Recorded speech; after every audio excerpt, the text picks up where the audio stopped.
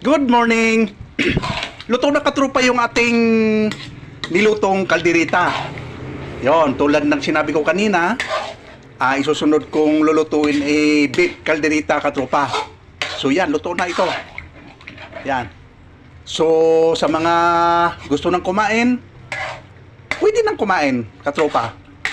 Yan, luto na. Luto na ang ating beef kalderita. Ayan, oh. Super sarap nito at ito ay sobrang lambot, katropa. Pinipressure cooker ko muna ng 35 minutes. Yan. So, yan lang, katropa. Shout out pala sa lahat ng mga kaibigan ko, sa mga katropa ko. Saan man kayong dako sa mundo.